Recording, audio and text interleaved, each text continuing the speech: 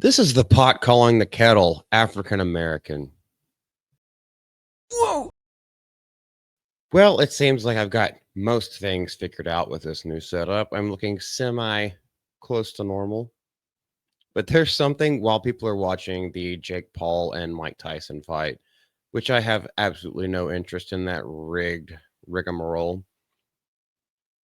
There's something that I just have to laugh at because most of the time when people call hypocrisy, they're the ones that cry foul while they're themselves committing it.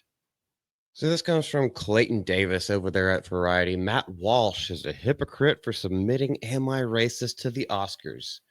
Why are right wingers seeking liberal validation?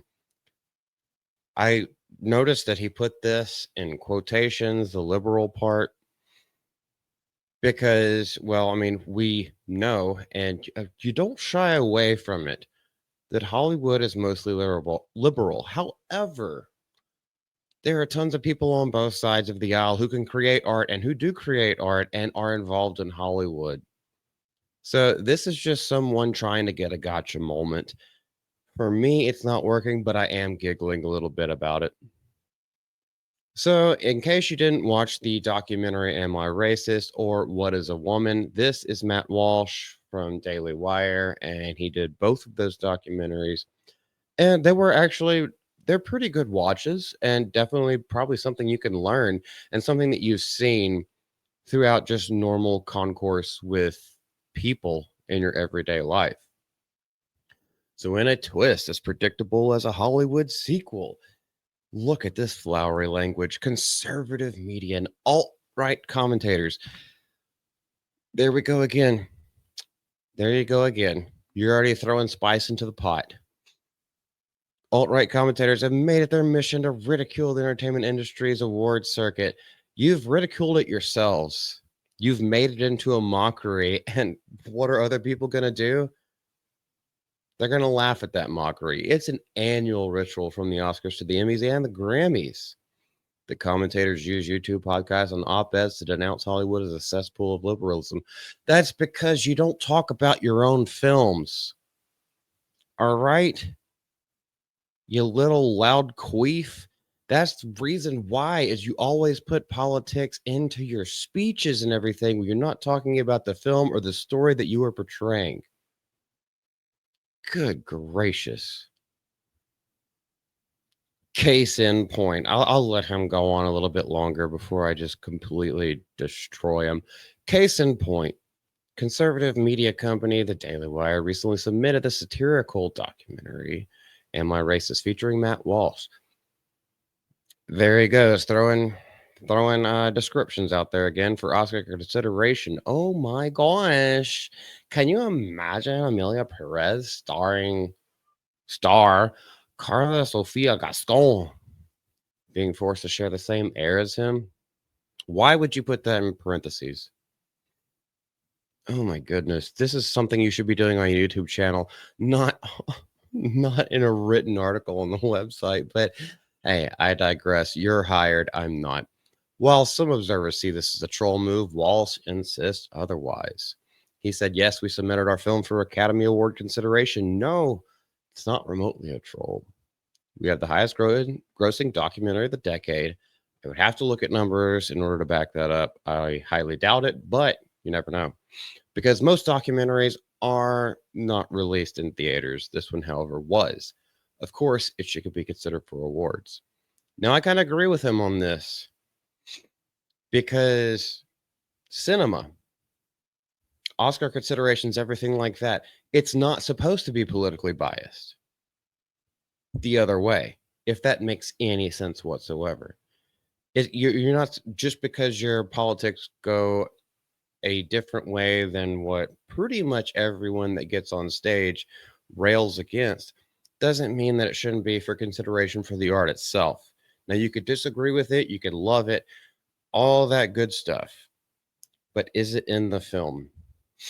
Though the film, directed by Justin Folk, has indeed found financial success, there are documentaries like Chuan Lu's Beijing 2022 and Brett Morgan's David Bowie doc, Moon Age Dream, or is that Moonage? Moonage is Oh, that's something else. That's what we do when you pull your pants down and give them the pressed hams. Outperformed it globally, grossing 22 million and 13 million. Okay, globally. Now this I almost said a bad word. Now this dude doesn't understand what global numbers actually mean as far as the take that you get back from it. Oh goodness, do we have to go down this route again? I thought this was going to be a quick and short video. Apparently, it's not. In the international market, you get half of the studio gets half of what the American market gets, and that's basically half. You get the studio gets about 25% of any sales that go internationally. Domestically, it's about a 50-50 split with the theaters. So just because maybe the box office was a little bit higher, mostly internationally, or with a conglomerate there, that does not necessarily equate to money back into the pockets. And since the Daily Wire produced it, all of that is going back to them and not being spread among other studios. But there's your lesson for the day. And it's worth keeping in mind that box office success doesn't automatically translate to awards recognition. Yes, we know this all the time. Most of the movies that, or at least in the past 20 years, that win awards were not high sellers. A lot of them were artsy fartsy films. And a lot of the times that's great. That's great because they're not stuck into the same pattern that Hollywood is trying to like force feed and basically make cookie cutter. So it's great that those films actually get awards. The real story here, the real story is the apparent contradiction. Conservative voices denounce woke Hollywood while actively seeking its approval. It's not seeking approval, man. And yes, maybe they denounce woke Hollywood. However, they don't denounce Hollywood. They made a movie for Hollywood. Do you understand what Hollywood is? I don't think you do. You say this word, I do not think you know what it means. While actively seeking its approval. That's not what is going on at all, you cracker honky. I'm probably going to have to edit that out. It's not seeking the approval. It's saying, hey, this is a milestone of an achievement in their own minds of the film and the conversations that they had, the culture war that has been going on in America for quite a long time.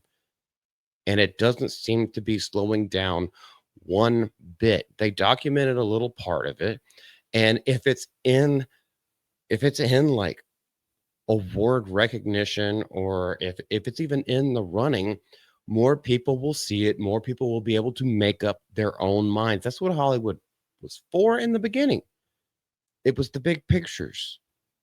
It was stuff that was meant to encapsulate an audience in rapture and rave and trance. This dude is just completely biased whenever it comes to this, and we can see this. This is not journalism. This is punditry, which is what I do as well, but I don't claim to be a journalist. So, which is it? Do the Oscars truly lack relevance, or do you need? Okay, keep straw manning everything. Just keep straw manning the entire argument. Obviously, you're upset because it doesn't fit and or align with your values. We totally get that. That's totally fine. You are free to have your own opinions. We stand behind that there. But you're coming across a bit like an IDOT and not of the 199 variety. But what do you guys think? Should it be completely snubbed from any even consideration just because it holds a political stance that doesn't lean with mainstream media and mainstream Hollywood? There are a lot of people in Hollywood, a lot of actors that don't follow the mainstream, and they are big stars.